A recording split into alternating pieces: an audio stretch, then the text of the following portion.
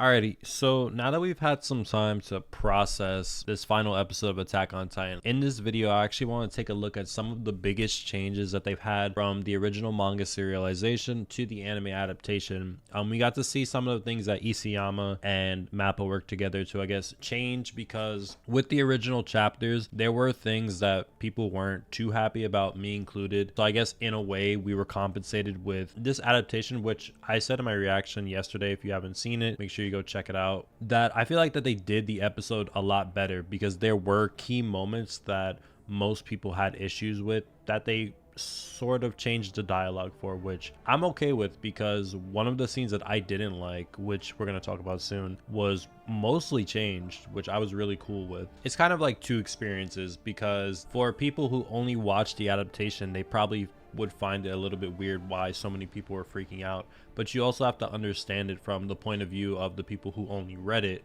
because they are two completely different experiences. And if you haven't read it yourself, I would definitely go check it out just to kind of see what was a little bit different. But in today's video, we're going to try to highlight some of those things, so maybe you don't have to waste your time going through the chapter yourself. Alrighty, so the very first scene that we're going to be talking about is the infamous scene where Eren is confronted by Armin in his reality time traveled moment where he went to go speak to him before everything happened. This is the scene where Armin confronts him and tells him, like, hey, this chick obviously has liked you your entire life and you're just gonna let it all go away. In the actual chapter, after Armin hits him, Eren goes on to say, I'll probably show it somewhere on the screen, he says, I don't want that. I don't want her to find another guy. I want her to only have feelings for me. Even after I die, I want her to hold me in her heart for a long time. And then he's like, I see. And then he said, I didn't know you could say something so awkward so blatantly. And then he's like, please don't tell her I said that. I do want her to live happily.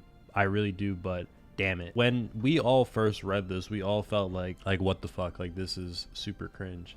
But something to also note is throughout this chapter, the pacing was kind of like all over the place. And also, we had to wait a little while for this chapter to come out. So it's not like how in the anime episode where you guys instantly just got this and were like all in your feelings and in the emotions. We had to wait, like, I believe like it was a month or so for this chapter to come out. So everything was moving super quick. We didn't really kind of understand what was going on. And then it was just like, boom, that happened as well. So that was another reason why that was super weird. In the actual episode, though, they changed the dialogue for it. He says, that'd kill me. I don't want her to find someone. I want to be her one and only for the rest of my life. So that's a lot different. And then he also goes on to say right after this, and after I die, I want her to pine after me for at least 10 years, which that is also a little bit awkward. I feel like in the episode, the way it's depicted, you actually kind of see him having his character meltdown, opposed to the chapter where it's just like, you know, he can't really convey that type of emotion the same way, you know, a voice actor with all the music and just, you know, the scenery and stuff like that. So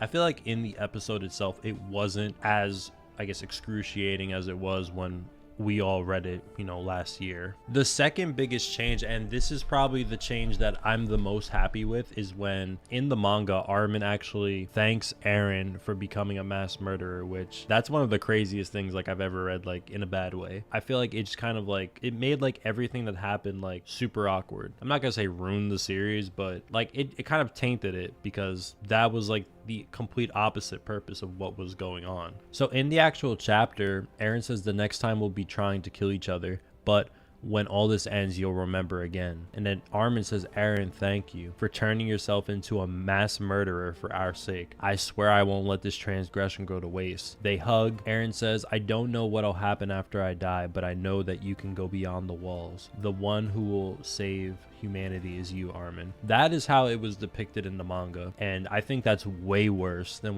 what was actually changed in the adaptation. And one of the big reasons I felt like they actually did change this is because they knew how many people actually didn't like this, and it's actually a really big change. So in the actual episode, when Armin hands Eren the conch shell, Armin tells him, so you finally noticed it. It was at our feet the entire time, but you were always looking off into the distance. Thank you, Eren, for showing me what was beyond the walls, for showing me the sight. Now that's a huge change, because he goes from thanking him for becoming a mass murderer, he tells him, we did this. So after this, we will be together forever, won't we? In hell, assuming it exists. So what the big change was Armin went from thanking Eren for committing genocide to basically acknowledging that he was in a way an accomplice to his genocide, taking full blame for it, because without Armin, Eren potentially wouldn't have been shown what was beyond those walls and given him that ambition to actually seek it out. So he tells him basically, you know, I'll see you in hell someday. We'll suffer for the sin of killing 80% of humanity, which I'm completely okay with.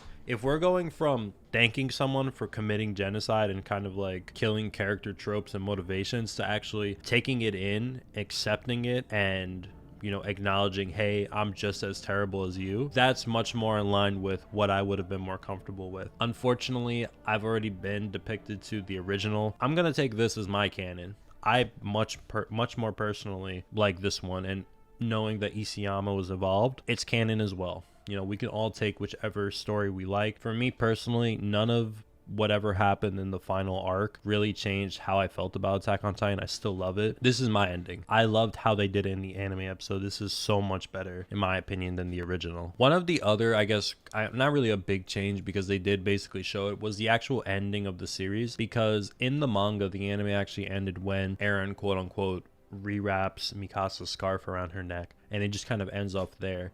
In the anime, later on, there was actually additional pages added to the manga where it shows that civilization was eventually, you know, still at war.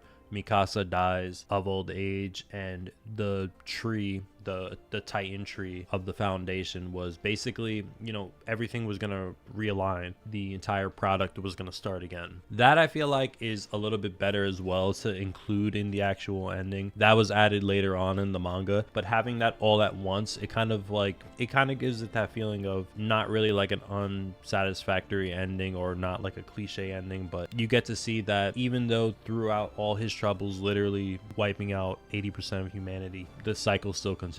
One thing to note though was actually in the manga, Paradise Island was bombed around like 60-ish years after Eren's death, but in the post-credit scene we see that the island was bombed like way later on, like several generations after. So we could assume that this is like 100, 200, 300 years after. So that was also another little change that they added, which I thought was pretty cool as well. So I guess we can get some clarity, at least that Eren's friend group, and at least everybody that was alive during his generation, was able to stave that off, which is nice. And that's really about it for the biggest changes. The only other things that were really added was just some extended scenes, like for example, the scene with Eren and Mikasa when they were at the cabin, not when she kills him, but before that.